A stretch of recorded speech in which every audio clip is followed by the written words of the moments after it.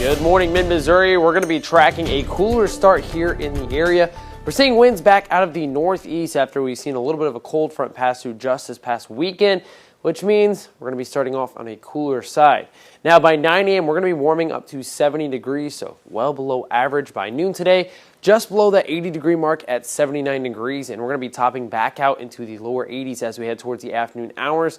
Now we're going to be tracking higher levels of pollen across much of central Missouri, so very high levels of primary allergen going to be radwig. Definitely going to want to have the allergy medication on hand. I know it's been affecting me the past week. Usually pretty sensitive to that pollen. Now as we head throughout the next several days, we're going to be tracking plenty of sunshine this afternoon. Going to be seeing that UV index climbing to a level 9. So if you're going to be working outdoors, well, that sunburn time going to be looking at about 20 minutes or less. Now we're going to remain cooler than average throughout the first half of the week until we get a little bit closer into the weekend, usually sitting at 86 degrees here in Columbia. But as we head off into Friday, well, winds return back out of the southwest and we warm back up into the lower 90s once again. Also going to be seeing an increase in those dew points. Now taking a look at the upper level winds. There's that cold front that just passed through this past weekend.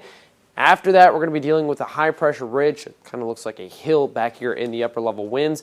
That's going to be staying back over much of mid-Missouri. We see a little bit of a cold front into Tuesday, but not going to do too much in terms of our temperatures or precipitation here in central Missouri. Now looking a little bit further out into the 6 to 10 day away extended forecast, we're going to be looking warmer than average once again as those winds will continue out of the southwest pretty much for the entirety of the United States. But getting a little bit closer into Thursday and Friday, going to be beautiful weather for some football.